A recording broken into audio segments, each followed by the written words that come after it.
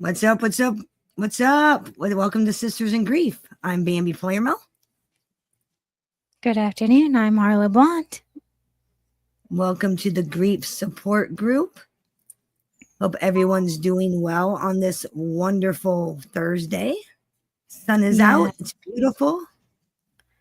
The weather's getting warmer. And it's almost Mother's Day, which is one reason why I wanted us to do this stream before I go on vacation, because it's going to be Mother's Day, and that is a big deal, especially with us, to those of us that don't have a mom anymore. Exactly. Mother's Day is extremely hard if you've lost a child, if you've lost your mother. I have both of those issues, so it's like, oh gosh, okay. And so I just thought that it was very important for us to go ahead and do Sisters in Grief today, especially for those whose mothers are not going to be here for Mother's Day, and send all the love and support out to everybody that's going through that. All the prayers and all the love. I want to send out prayers to anybody struggling with any health issues, anybody struggling with depression, mental illness, anything that you're struggling with. May God lighten your load and take on your pain. Amen. Oh, absolutely. Amen. And being as it's Mother's Day, Mother's Day can be challenging. But there are things you can do to navigate that particular day, just like any other holiday where you're struggling. But Mother's Day can be especially hard if you've lost your mother. Me, I'm still blessed. I can't relate. But the number one thing is to acknowledge your feelings, acknowledge your emotions, and create a plan for the day that prioritizes self-care and, engage in activities that honor your loved one's memory. Absolutely. Something you can do on Mother's Day. You could go take your mother flowers, go put flowers on her grave, or, maybe replicate one of her recipes. That sounds really awesome, actually. Make something that was like her favorite thing on Mother's Day. Something that she always made on Mother's Day. Like my mom always baked cakes on Mother's Day and always made chocolate eclair pie. And I every time I make chocolate eclair pie, especially, or this cake she called pig eating cake, which is funny to me, but I don't make it anymore because I'm allergic to pineapple and it has pineapple in it. But I'll make it for other people, but I don't make it hardly anymore, but I used to. And it was so funny. But she always called pig eating cake and then chocolate eclair pie. But every time I make eclair pie, no matter what holiday it is, I always think of my mom because that was her favorite. Right. That was always her favorite. And she was always listening to AC/DC when she was doing it. Oh, God. And it's also okay to set boundaries. Are you locked in? Thank you for coming in. Good to see you. Much love. Thank you. Thank you. It is okay to set boundaries.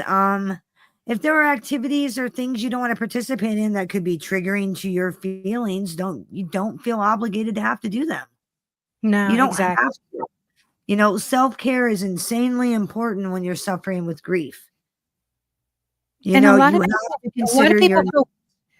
of people feel guilty for self-care, and they shouldn't feel guilty for self-care because it's very important. And especially us as women, somehow we always end up feeling guilty for self-care. And let's make it a thing not to feel guilty for self-care, right? Hey, David. Where's your wrench, Mr. Lopez? Oh, never mind. He's in your chat room. Never mind. I was like, where's this thing? Got confused for a second there. Right? All confused. When we merge mine and hers, it gets a little confusing. It's like, wait a minute. Like, where am I? What's going on here? A little confused. No, but it's okay. You got to, like I said, when you plan for Sunday, those of you that are suffering with grief of missing your mother, or you've lost a child, so Mother's Day could be insanely hard. So absolutely, you have to, like I said, you have to consider your needs. What does that mean? That means you got to figure out what you want to do on Mother's Day. Do you want to spend the day alone? Do you want to spend it with family? Or with friends? You need to make a plan that aligns with how and what you want to do. That's number one, is you got to recognize what you want to do. Yes, I agree. If you need extra support, seek support. Call up your friend. Call me up. I'll chat your ear off. I'll make a cartoon with you on the phone and we'll giggle about it. And just, exactly. Call friends, call family. Hi, Joe. There's so many things you can do. What up, Mr. Bananas? Good to see you. I need to actually point this out, especially if you are a YouTube content creator that has recently lost a parent, a loved one, especially a mother, since it's going to be Mother's Day. I'm just going to use that as a reference. Yeah, especially if you're on this platform, it is so important that you take some time to self-care, because this platform can be so extremely toxic. And it is absolutely disgusting what people will do on here just to try to come at you, try to derail your chat, try to derail your, anything that they can do. It is absolutely ridiculous. So if you are a content creator, and I know a beautiful young lady on here, I'm not going to say her name because I don't want to put her business out there, but she recently lost her mom. She's a content creator on here. She's gaining big time in numbers. And unfortunately, the more numbers, the bigger you gain on here, the more people are going to hate on you and be really, really just relentless in the trolling. That's okay. And that is okay, as long as you handle it correctly. You got to remember, when you log off of this platform, the haters are going to stay here, okay? You're going to go out and live your life, and you're going to live a beautiful life. And the reason why people hate you is for two reasons. They've either been misinformed or they're jealous. Or both. Or they're mad, or they're mad that you've done to them what they've done to you. Yeah. That's what's going on with me right now. Little Steph just came into a grief stream. Mm-hmm. Who's little Steph? And telling us we're going to regret. No, first off, I don't regret anything. Maybe your little buddy, little me, shouldn't have came in yesterday and spoke on my dead husband. If he hadn't spoke on the dead, I wouldn't have slammed the shit out of your relative. That's how that works. Do unto others what you want done unto you. You done unto me, so I did right back unto you. Only you're the only one crying about it, not me. Who the hell is little Steph? Never heard of her. One of the little, junkie hillbilly little family. I'm a little family. I'm probably on methamphetamine. It's okay if I talk about your dead relatives, but if you talk about mine, it's game on. It's already been game on. You're 5 steps behind. I just hate to break it to you. You're way behind in the game, little Steph. Way behind. Way behind. And really, what are you going to do to me? Make phone calls? Oh no, whatever will I do? Talk about me on the internet? Oh no, whatever will I do? Post pictures of my dead relatives? Oh no, whatever will I do? I just don't think I could handle myself. Wait a minute. She's so bothered. She came into a grief stream. Yes, a grief stream. Yes, a support group, grief support group. Yes. To say something disgusting. Come back in an hour. She can come back in an hour. Say what she wants. Yeah. After this, you can come back and say whatever the hell you want, because Hot Talk with Harlow will be on then. And if you got something to say, be forewarned, I'm going to say whatever the hell I want right the fuck back. So just be forewarned. Exactly. Choose your words wisely, because I have a. Oh yeah, that's that little somebody. Little somebody came in and was little nobody speaking on someone, our dead husbands, the other day, and then when we clap back, now they're crying And Yeah, I'm they're sorry, fine. but that's Mhm. really sad. But Good this for the is a game. grief stream, and you can come back in an hour if you wanna play. But right now, this is for people that have grief and need to talk about it. Yes. And So, it does sound like she needs a hug. I d It sounds we do like have she a needs a video. lot. Oh, yeah. Um, I Def did I did put together a little story about grief and healing, and, with the holiday Mother's Day coming up, so let's get into it. All right. Let's get into our story time. Saturday morning, Eleanor walked to the bench by the lake. It was the bench where she and her husband Jack had shared their 42 years together, watching ducks glide across the water, holding hands as the sun rose over the trees, speaking about everything and nothing at all. But now, it was just her. Jack had passed away nearly a year ago. Grief had settled in like fog, thick, unrelenting, and quiet. First, Eleanor thought the pain would break her. The silence in the house was loud. The world moved on, but she stood still. Each step to the bench felt like dragging her heart across sharp stones. One crisp autumn morning, Eleanor noticed someone new sitting at the bench, a boy, maybe 8 or 9, with tousled hair and red cheeks. He looked up and smiled shyly as she approached. Hi, he said. I can move if. No, sweetheart. This bench belongs to all of us, Eleanor replied gently, sitting down beside him. I come here with my grandpa, he said. Or, I used to. He died in the spring. I miss him. Eleanor felt her chest tighten. She looked at the boy and saw a flicker of herself. I miss someone too, she whispered. My husband, he loved this bench. The boy nodded solemnly. Grandpa said this lake was magic. Eleanor smiled. Mine did too. Maybe they're sitting together somewhere, watching us right now. From that day forward, they began meeting every Saturday. Sometimes they spoke of their loved ones. Sometimes they just sat quietly, sharing warmth on the bench by the lake. With each visit, Eleanor's fog lifted a little more. Grief never truly left her, but love remained, reshaped. In the boy's smile, in the laughter they slowly learned to share, she found a new kind of peace. Surviving grief, Eleanor discovered, didn't mean forgetting. It meant carrying love forward, letting it bloom again, even in unexpected places like a shared bench between two hearts healing together.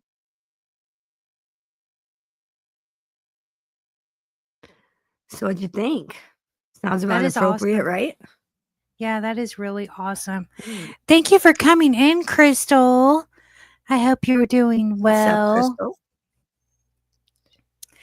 And we have Michael coming in here, and we have Caden, Adrian, happily retired. Hello. Yeah, Crystal, like I was talking about, I don't know if you heard me. David's back. Hey, Okay. Mr. Lopez. I don't know if you heard me, Crystal, but I was talking about how with Mother's Day coming, how grief can be so overwhelming for some of us that have lost our moms. And I lost my mom in 2022. Well, even for some parents, a mother who lost their child, Mother Day can be just as devastating. Oh yeah, well see, That reminder of what they lost, people forget, or I don't know if they forget or if they just don't know what to say to me. Should I say Happy Mother's Day to her because Emerald died at birth, or should I not say anything? I think a lot of times they don't know what to say, and they're afraid that saying Happy Mother's Day to me is gonna like cause trigger me you, pain. yeah. Yeah, Trigger. and it doesn't actually. It's worse if people don't say it to me, because it's like, wait a minute, my daughter, she lived, she was alive, not long, but she was alive. She was a person. She was my daughter. She was here. Yeah. So, yeah, I was a mom too. Kaden got to take the baby home today, so congratulations. Which is so amazing. Oh my Praise goodness. Jesus. Prayers, I told you, man, prayers do work. And I had Uncle Edwin and everybody praying for you and Emily daily. 4 Oh a.m. I was in yeah. the car, As everyone's soon being as like, as pray for Emily. Can you guys say a prayer for Caden? Say a prayer for Emily. Say a prayer for the baby, like daily. So daily, God yeah, does answer prayers. he does. This little girl has went through so much in her young Yeah. life. She's only a couple of weeks old and she's already had heart surgery. Are you kidding?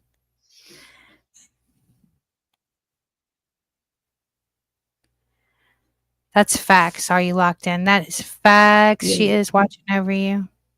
You know, and here's something to think about. Time flies by so fast. What feels Mhm. like it, like I feel like it's going to be another 50 years before I die and can be with my husband again. Like 50 years. And that seems like forever, right? It It's really seems not. like forever, but it's really not. Like before I know it, I'll be 80 years old and my time's going to be up soon. And You know, in a blink of an that's eye. if you're lucky. A Yeah. long life, being 80 years old, that is a long life, you guys. Like That's I a could die. I long, could die long life. stepping outside, you know, getting in my car. I Yeah. could die try going someplace. But I mean, you know what seems like forever really isn't.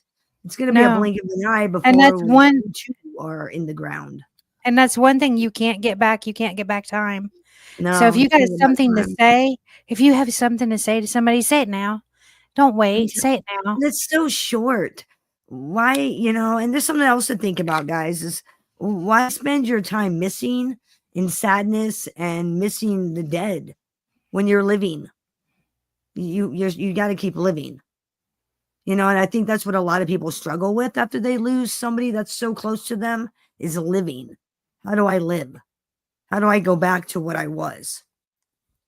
And unfortunately, you can't go back to what you were. You have to just, you know, turn into something different. You have to you know, move forward and build a different life, you know, Exactly. and keep Exactly. living. Because that's what's important, Exactly. you know. Yeah, because you'll never be like I'll never be the same person I was before I lost my husband. Or should I say husbands, because I lost Right. more than Yeah. one. But I'll never be the person I used to be. I'll never be her. She had an innocent way of looking at the world, and that girl's gone forever. And learning to live again is the hardest thing that you will ever do. Trust me. Oh yeah, especially when you're middle aged. Yeah. And you know what? I was in my 30s when that happened. I was in my 30s. Because you know, when So, you're a teenager and you're younger, it's so easy just to pack up and move on. So easy, you know, a relationship ends. It's so easy just to, you got your whole life ahead of you. right. When you're, you know, almost 50, totally different ball game, totally different playing field, totally different compared to being a young kid starting out. It's way different and way harder to start over Well, I mean, it's when just you're middle harder. age. It's harder now because everybody looks at dating differently now. Dating now is nothing but a freaking dumpster fire. Catfish fest. It's a Catfish dumpster fest. fire. Oh yeah. They say that I'm a catfish, but whatever. My man seen me. What are My you man. catfishing for? You've never asked me for any money for anything. I don't know but how do you catfish and show yourself at the same time? I don't know. That's a damn good question too. I mean, are you using some sort of animated filter that makes you look, you know, 200 pounds lighter and like, I don't know, Oh my skinnier? Is there god. a skinny filter? Because I don't know of any You know skinny what? If there is, let me know where it is because filters. I'll buy it. And Yeah, then I'll just start eating because I miss chocolate. right? Believe me, what are you catfishing for? Everybody's fucking broke. This economy's killing everybody. What do you, ain't nobody got no money. Nobody's I got don't no know. money. I'm catfishing billionaire And like believe me, oil people. if I was gonna catfish, I wouldn't do it on fucking YouTube. This is the Neither would I. Like what the last freaking place. I kind of want to go where people have money, you know. yeah, and it sure as And, hell ain't YouTube. Come on now. I'm just saying, you know, I'm not. No, I'm good. I'm just saying the average person on YouTube is average. You know, if I'm catfishing for the sakes of rich and I want money and I'm gonna be like looking up lawyer conventions and Lawyer you know, conventions. I love it. like businessmen, you know, shit like that, like people with fucking money, stockbrokers, you know. And I'd probably scope them out at like a strip club. Rich guys like to go to strip clubs, right? Especially in Texas. I think so. I think so. No, but I mean California. Wasn't that was supposedly where I met my husband? Was a strip club? Yeah. You know, California, you got actors, you got rappers. New York, same thing, rappers. I mean, that's where I'd go. I was gonna catfish. I'd be catfishing. Are you locked in? We are living in a clown fest. I am not even kidding. They say that I'm fat, and they say that everything that I say is a lie. It's so funny.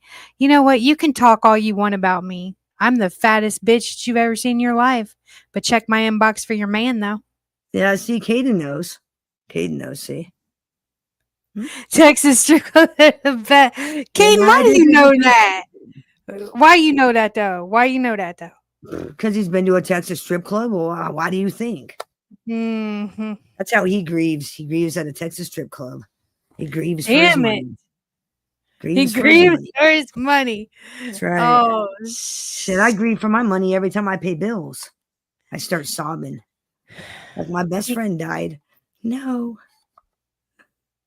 Hey, Mr. Ed, what's your first pet's name? Mr. Ed. What's the name of your first pet? Yeah, I don't know what catfishing is. No, not at all. No. I think the reason why they call me that is because that's all they do. They get on here and these fake accounts. The ex-professional thief knows nothing about stealing money from fucking strangers. No, not at all. About that. I don't know anything about catfishing on the internet. No, I don't know nothing. I don't know anything about. You know what? Like, I'm going to touch on something else. As you said, like, you know, when you hit 50 and you know, late 40s and 50, like Gen X, all of us Gen X people are there. Girl, I'll be 52 Wednesday. Next Wednesday, I'll be 52 years old. Can you explain to me why I look better than these 30-year-old bitches out here? What y'all doing wrong? What you doing wrong? Because you don't use methamphetamine? Oh my God. Because you don't use methamphetamine would be my guess. That's my guess. Catfishing on YouTube is nasty. It is. Or part of the opioid crisis, you know, part of the pain pill epidemic too. Yeah, well, that and drinking does it. Drinking and smoking. Thank God I quit. You know, I thoroughly enjoyed smoking cigarettes. I thoroughly enjoyed it. You have to understand something. I smoked menthol, right? So I smoked Newports and the Bogs. They were my favorite. I smoked like a pack a day. It was crazy, but I quit like 13 years ago. And now I have to get like fillers around my lip, my upper lip, because of where you smoke and you draw on the cigarette all the time. It causes those lines on your lips. And I have real full lips anyway, so I just get them touched up every now and again. That's right, y'all. Clip that. Oh my God, are you locked in? Thank you. Thank you. I love you. That's the best birthday present I've ever had. Right there. That is the best birthday present. But it takes a lot. It takes a lot for me to look good. Like, I wake up in the morning and my eyes are puffy and I look like crap. When I had shoulder surgery, like they're going around saying it was a camera slip, and I was actually like on a live panel with the camera on, laying on my couch, and they're like, look at this, it's a camera slip. No. Like, bitch, I turned that shit on purpose so I could show her my fucking stitches, motherfucker. I mean, I showed her. Yeah, I was showing her where my had the you can see the bandage on my shoulder with the French. God, they will literally just reach for anything on here. What's up, T. Renee? You know, I could tell you were swollen from anesthesia. Oh God. Oh God, yeah. I could tell that was like medicine-induced swelling. I mean, oh my God. And Oh then my you God. said, oh, well, that's from me having shoulder surgery. And I was like, oh, okay, that makes sense. Yeah. Oh yeah. Well, I mean, not only that, everything was swollen. Dude, Everything. you should see me after surgery. It's like anesthesia makes you swell right Does after surgery. You're all puffy. Anesthesia caused my sister to get pneumonia every time she went under. But anesthesia makes me sick. Like sick, like I throw up for like 24 hours. That would be due to the incubation because they have to incubate you when you're on anesthesia. Oh, okay. And if you throw up around the tube or get air or like moisture inside your lungs, you can get pneumonia. So that might be what's happening. I don't know, but every time I'm not like an expert. So they always give me Zolfran when I have to go under or something. They give me Zolfran. It keeps me from throwing. You must get sick. You must be I get sick people. I get sick. Yeah, it sucks. I've never had any issues with anesthesia. But for some reason, my sister always got very sick after she went under anesthesia. It was just one of those things. I never understood it.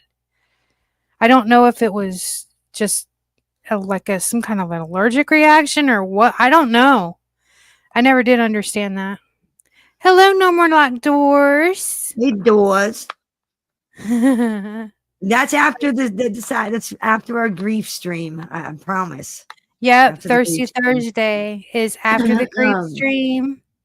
So, okay, I've been reading up on, I don't want to say it's a new trend because I mean, I don't know how much it's trending. I haven't really looked into how many people are doing this, but it was popular enough that people are talking about it and there's documentaries about it. Taking care of your own dead. Like, in the Old West. I mean, is that something you guys would want to do? Me personally, no way. No way. And what do you mean taking care of them? What do you mean? Okay. Example, they had this lady on there whose daughter died, whose child had died. And she dressed the child at home, did everything herself at home. And the person making the documentary was like, well, asked her a question. I didn't hear what the question was. And she said, well, a stranger will not give my loved one the care that I will. So, I mean, it makes sense for her if that makes her feel better. Yeah. Me, no way. No way. No, I want a professional. There's no fucking way. No, I don't think I could handle that. Dressing my dead loved one, preparing my dead loved one. I don't even want my dead loved one in my goddamn living room on display. No pictures. We're not going to prop them up and take fucking pictures like they did back in the day. None of that. They did do that. No, they did. Sure did. No, I'm not. That's no. And maybe if I lived back in that time period, I wouldn't be creeped out by it. But I live in 2025 and that's 46 years. That shit's been creepy to me and it's still creepy now. No. Okay. So yeah, they took pictures all the way up through the 70s. Yeah, no pictures, no funeral homes in my house, no preparing the dead in my home. You know what? Now that my dad's dad was brought into their home and laid out in their, like, I guess it was like a parlor room where it had like the windows. The parlor. Yeah. They laid him out there, right? So then they brought him home. So, but there's this story that's in my family. She was my great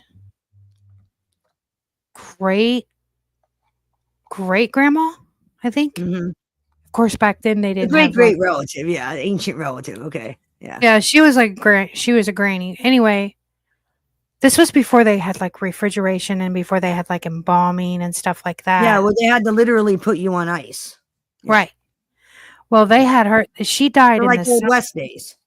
Yeah, so she died in the summer. Okay, like in the dead of heat. And my grandma, I remember my grandma telling us a story that they had her laid out in the living room. Where people could walk by the windows and look at her. They could come in the house and look at her and stuff like that. But She said it was so hot, it was like the devil himself was there, and at night, she said, laughing at him, yeah. Yeah, she said it was 80-something degrees at night. Well, she swelled up, okay? Right on. No, She I ain't dealing with swelled that. up. So, on the last day of the funeral, this is horrible, y'all. Hold on your drawers, okay?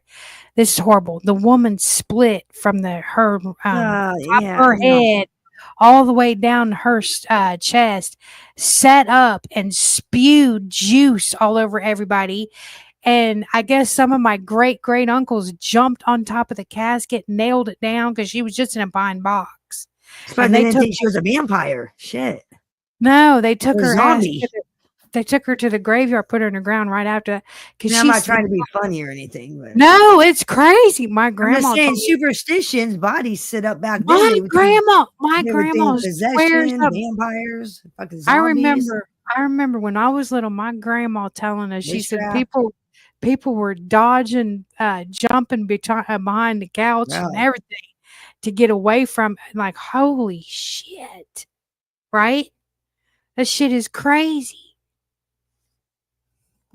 Yeah, that is. I mean, could you imagine that today, Joe Bananas? Rolling by your local funeral home and taking a peek in the window? No, but it wasn't a funeral home. It was their house. No, I ain't doing that. No, but I'm just saying, imagine rolling by a funeral home. If funeral homes did that today, roll by and pay 5 cents to see a dead body. Come on down. Okay, well, what if you got up in the middle? What if you got up in the middle of the night to go piss and Uncle George was laying in there? No, fuck all that. No, I can't sleep in a house with a dead body. No, I'm good. But Elvis Presley was laid out in his house for 3 days. Good for Elvis Presley. I wouldn't sleep in Elvis Presley's house with his dead body either. No. Yeah, but listen to this. His daughter Lisa Marie, she said she slept next to him for 3 nights. No, I can't do that. His casket. He was laid between the two windows, the peacock windows in his house, and she slept there. No wonder she had issues. She's sleeping next to dead people. No wonder she had fucking issues. Makes sense. No wonder. No, that's that's right out. No, that's right. It's really not that bad. It really isn't. I swear. I don't even like the fact of knowing that 2 people were murdered in my house. I don't like sleeping here knowing that. I don't even know the motherfuckers. I don't even know them. I don't even like that. Weekend at Bernie's dead shit. Oh damn, Weekend at Bernie's. But back in the day, they would put cigarettes in their mouths and give them drinks and party and dance around them. All kind of. What do you think of the catacombs? Oh, I think they're wicked. I love them. No, I have no desire to go in that place either. I have no desire. I do. I want to go look at it. I want to see all the weird shit. Why do you want to be around dead bones and skeletons? Because what's the appeal of being around dead things? No, I don't know. I have this weird, type of one in the chat room. If you think Harlow needs electroshock therapy, type of one in the chat room. You're gonna get all the bushwatchers that come out and the haters. They're gonna be like one.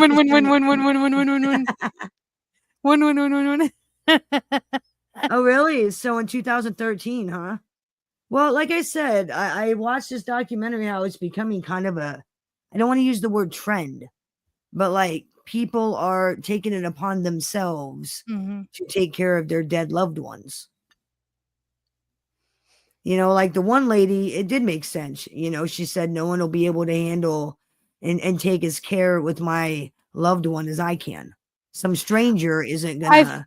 Okay, I understand that, but no, the stranger's trained for that shit. I'm not. No, I follow a couple on Instagram, and they're from Australia. Right. And when they lost their baby, they brought her home and had their own little funeral and buried her on their property and everything. So it's a thing. And I mean, I found out because after this documentary, I'm because she too did the exact same thing you did. This you're talking about on the property, and I'm can you just? What's the law on that? Can you just bury motherfuckers on your property? And I consulted the Pizzaverse attorney, like if I wanted to bury like their dad in the backyard. What's the legalities on that? He said to do that, I'd have to have permission of the city council. That's it. City council permission to basically start a cemetery in my backyard. I just need city council's permission. Well, there's a house down the road. Oh, good to know. Good to know. There's a house there. It's another part of town. It's like way out in the boonies. But I remember we were driving past there the first time I ever seen it. I wonder how that works. I was with Michael and we drove by this lady's house, and right outside, I mean, like literally 5 steps away from her back door was a tombstone. And like a big tombstone. I said, wait a minute, was that a tombstone? I wonder how that works. Because when my husband died, the first thing the hospital asked me was, what funeral home do you want him taken to? And I'm like, haven't really thought about that. Because no matter what, they want the body to go to a funeral home. So, like, if you wanted to bury said loved one in your backyard, you make the funeral home give it back to you? I mean, I wonder how that works. And is there a record with, like, your local police department that you have bodies buried in your backyard? Because, what if you sell your house? You someday want to sell your house? No, you have to have that. Mr. Jones is digging for a swimming pool, finds a dead body. Next thing you know, homicide investigation. You know what I'm saying? Like, you have to have that part of the property zoned for a cemetery. Yeah, I'd imagine like the county or someone would have to. There'd have to be some sort of legal document. I mean, could you imagine having your husband buried right outside your back door? No. I mean, when they start fucking with buried in my backyard. Okay, but when your loved ones start fucking with your water supply, water supply, what? Yeah, like you go in there and start drinking water out of the tap or something. You're like, yeah, Uncle fucking Chester tastes good. No. Yeah, and that's another thing you have to think about. What if they haunt your fucking house? You got dead people on your property. I don't know. That's how many stories, and not to be facetious, all you guys, not to sound like a conspiracy theory. Not how many fucking ghost stories have you guys heard of? Not myths, but like documented stories of people that have had the Black Hope Cemetery down there in, is it Texas? All those people went bankrupt, lost their homes because their houses were haunted because they were built on a black cemetery. And they figured out when somebody was digging for a swimming pool, they found a dead body, and the county wouldn't let him. That sounds like fucking Poltergeist.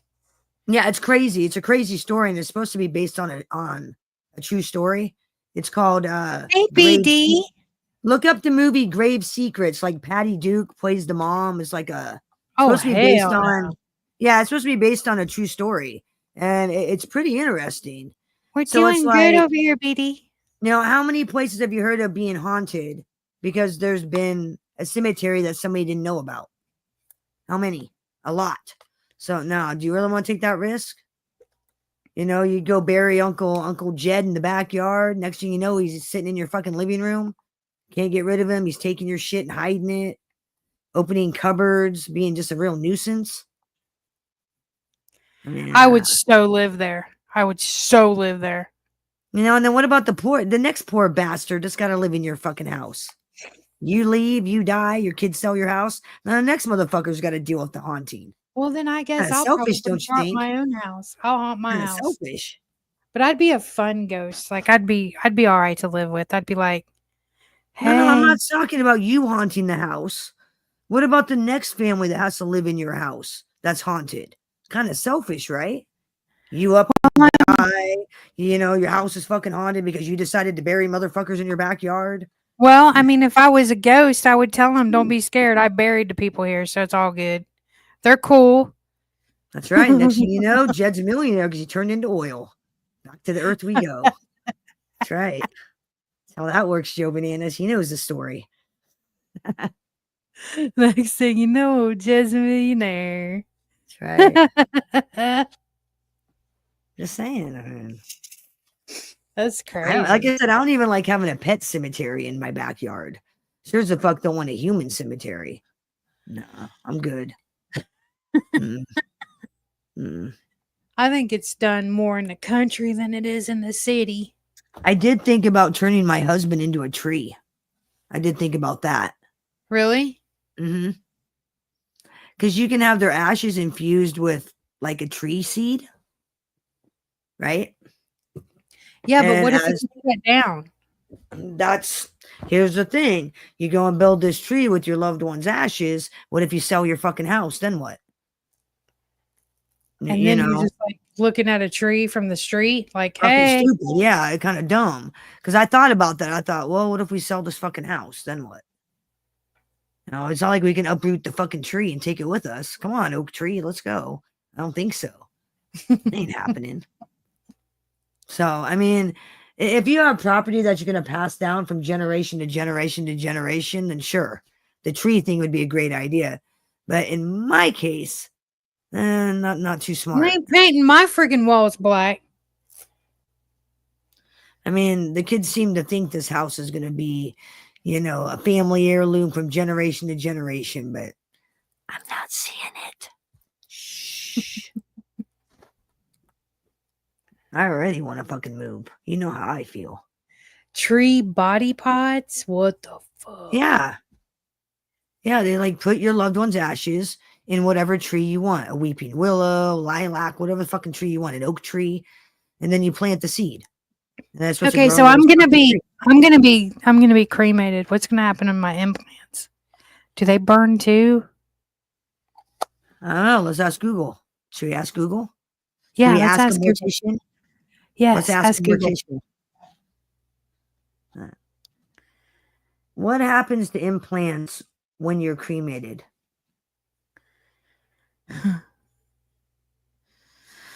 Okay, so metal implants are removed from the ashes. So if you have like me, I have a metal cage in my back. That's not going to burn. Forget that. Organic implants such as breast implants may melt and vaporize. While pacemakers and things collecting electronics are often removed beforehand to prevent safety issues. So they're going to remove your implant if you have like a pacemaker before they light your ass on fire. They're just going to leave your shit in there because it's going to evaporate and melt. Yeah. Okay. Yep. That's cool. I can deal with that. Dental implants, such as gold teeth and fillings, may also be present. And while they don't completely break down during cremation, they generally don't pose a health risk. So basically, they just leave that shit there too. And I guess you won't even notice. Well, you won't notice because you'll be dead anyways, but your loved one won't notice that Granddaddy Funk's gold teeth are in the ashes, I guess. Oh. Yeah, I don't know. I don't really care because, like I said, all that crap's for the living. Cremation, caskets, funerals. It's for you guys, so you feel better. It ain't for your loved one because your loved one's dead. They're not feeling it. They're not even fucking there. You're doing that shit to make you feel good. And in some cases, you're doing it to make yourself feel like a better daughter. Oh, I went to the funeral. I helped do this. Which in a lot of cases, that's the way it is. It's, certain families, you know what I'm saying. So, all that stuff is showboating. You're not painting my walls black. Well, it's just showboating for yourself to make you feel better. To make you know feel like what, a better though? person. You know what, though? It's funny that you said, that they asked you what funeral home you wanted to have him taken to. Yeah. When they came to pick Michael up, the first thing they asked me was, do you want him embalmed? I didn't even know that was a choice. I was like, yes, of course, Well, here's the thing. If they're getting cremated, they don't embalm them. That's why. Yeah. I didn't know. I was like, I just remember. I was too young to deal with that stuff. I was under the assumption that the law stated that you had to be. Every dead person had to be embalmed. No, that's not the case. Yeah, I didn't know that. Yeah, I thought that too. That's a myth. No. Mm-mm. And you don't need an official casket to bury somebody. You can bury somebody in a styrofoam box. I did not know that you didn't have to. I thought it was law that you had to have a vault. In some states, it is. In some states. In Kentucky, it is not necessary. Like in my state, I believe, if I remember talking to my dad, when my grandfather died, they had to pay for the vault. And I think he was saying here it's like state law. You have to have a vault. Yeah. Like here in Iowa. But that's not every state though. Just I think it just all depends on your state to state. I don't know. I think it's kind of silly. I think all of it's silly. You're gonna pay $30,000 for a fucking wooden box that's gonna disintegrate, and you're only gonna look at one time. It's kind of like a prom dress. Wear it one time, then you never wear it again. Same thing with a casket. Everybody looks at it one time, and that's it. Then it disintegrates over time and time. You know, it just you'd be surprised. Like you'd be surprised how fast they disintegrate too. No, but I'm just saying, what a racket the whole funeral market is. It's a racket. It is. Like when I was looking at the bill for my husband's stuff, you know what the cheapest thing on the bill was? That's what the cheapest thing was. The cremation. $450. That was the cheapest thing on the whole guy. Had to pay $1,000 to certify the medical examiner. And I'm like, certify the medical examiner? Motherfucker should already be certified. What are you on about? That's us getting ready. That's $1,000. That's what I was getting ready to say. Isn't he already certified? No, but apparently it's something about license from county to county. It's a fucking racket, dude. It's a goddamn con, is what it is. Fucking con. $1,000 for the fucking state medical examiner, the fucking medical examiner for the county or whatever to clarify, to do whatever the fuck jerk off shit he does, which is nothing. Sign the fucking death certificate, I guess. I don't know. Yeah, that was like $1,000 for that shit. $1,000 for that bitch. You believe that? I mean, it's a racket. It really is. I'm telling you, man. If I was into dead bodies, I'd so open a funeral home. Make my ass rich on that shit. Well, this episode of Sisters in Grief took a dark turn. Look how much headstones cost. How much headstones cost?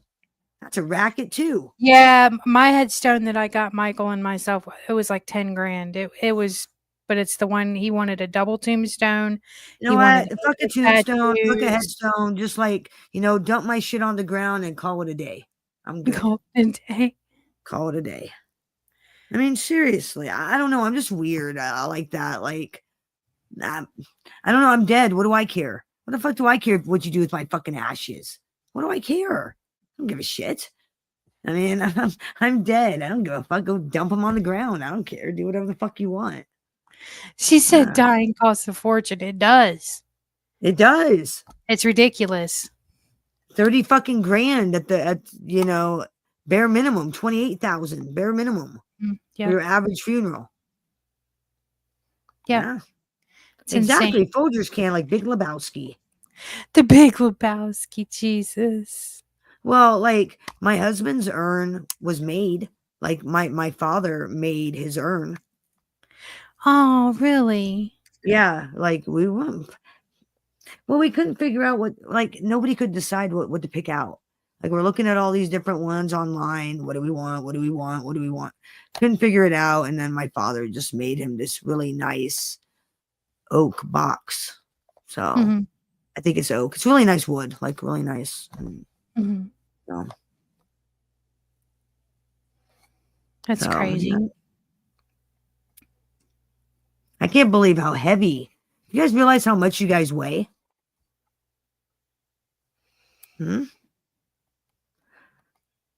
I think that was one of the things that shocked me at my husband's funeral was my dad told me to go get his urn and I picked it up and it was heavy.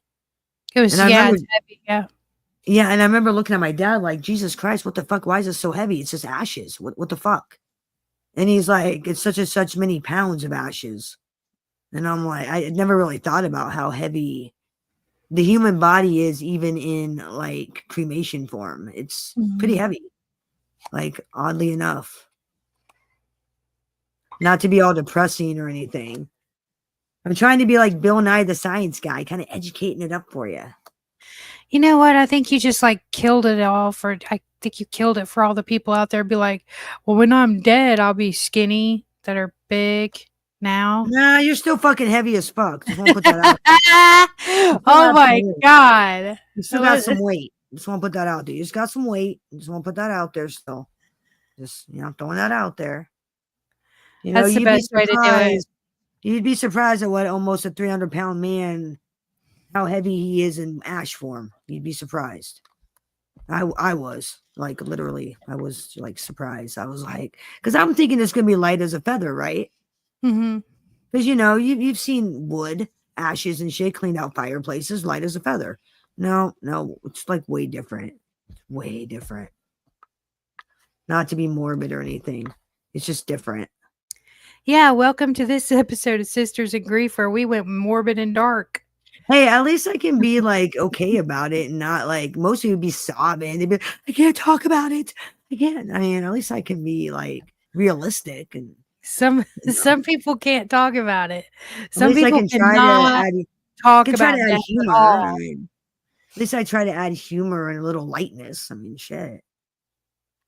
Some people just cannot talk about death at all. Some people just will not speak on it because they think if they speak on it, it's going to bring death is coming for you no matter what. You cannot talk about it. You cannot think about it. It's still coming. Speaking about it, not speaking about it doesn't cause me any more or less any pain.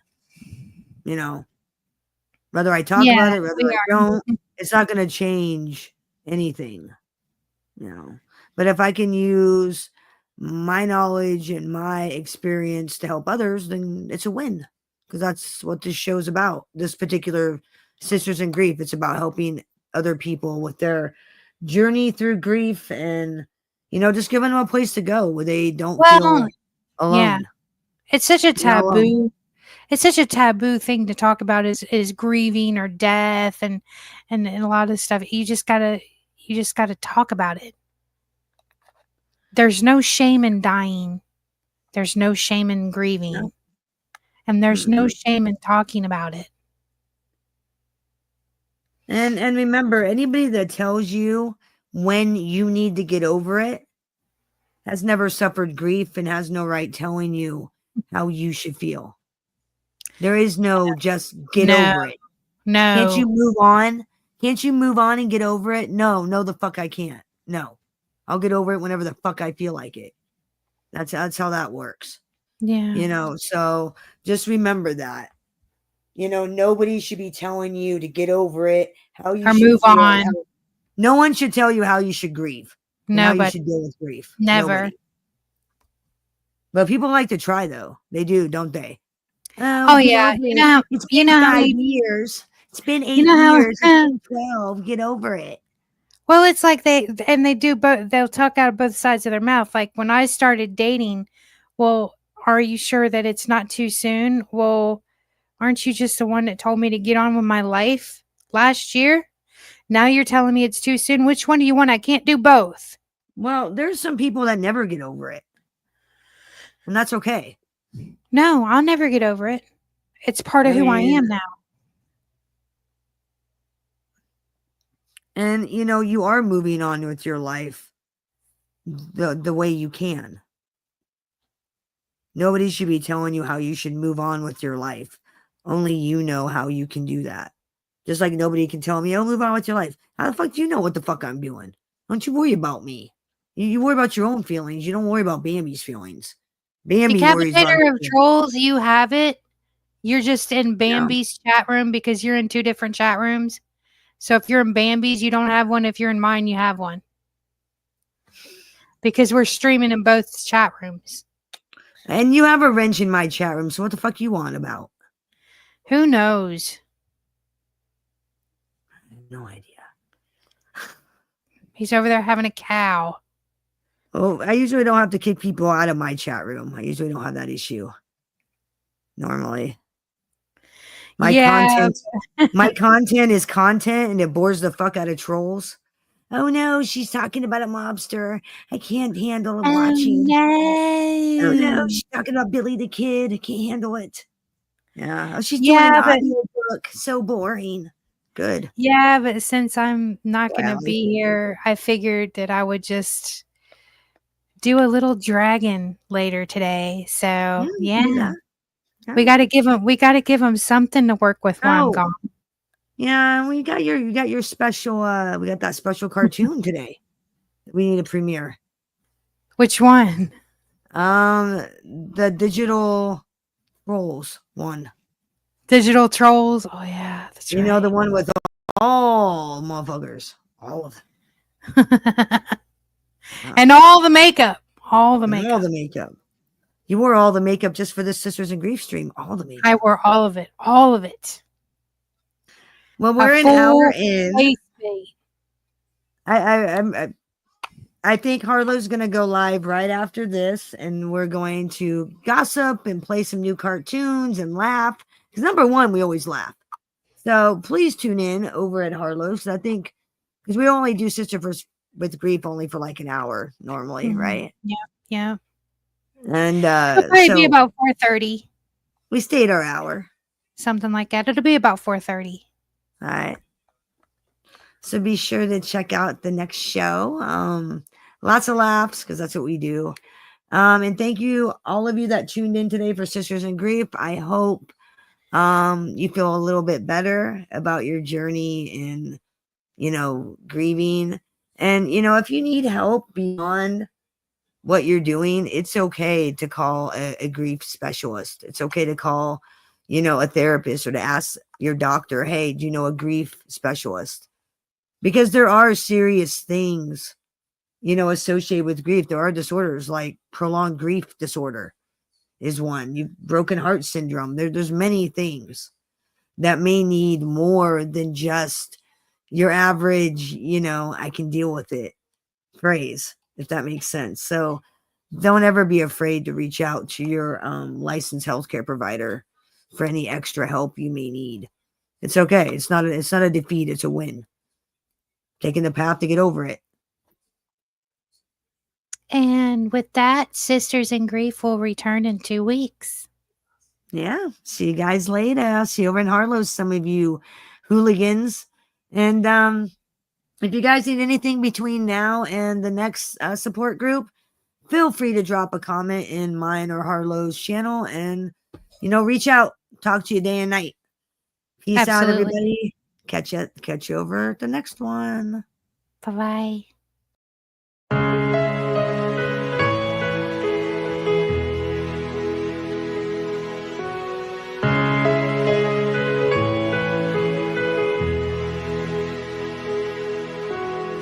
I'll pick my battles cause I know I'm gonna win the war. I'm not rattled cause I shattered all of this before. Steadier than steel cause I'm ready with my shield and sword. Back on the saddle cause I gathered all my strength for more. And I won't bow, I won't break. No, I'm not afraid to do whatever it takes. I'll never bow, I'll never break. Cause I'm a warrior, I'll fight for my life like a soldier. All through the night and I won't give up. I will survive, I'm a warrior. And I'm stronger, that's why I'm alive. I will conquer, time after time, I'll never falter. I will survive, I'm a warrior. I'm a warrior. Like a Viking, I'll be fighting through the day and night. I'll be marching through the darkness till the morning light. Even when it's hard, I like the armor, you will see me shine. No, I won't stop and I won't drop until the victory's mine. And I won't bow, I won't break. No, I'm not afraid to do whatever it takes. I'll never bow, I'll never break. Cause I'm a warrior, I'll fight for my life like a soldier. All through the night and I won't give up. I will survive, I'm a warrior. And I'm stronger, that's why I'm alive. I will conquer.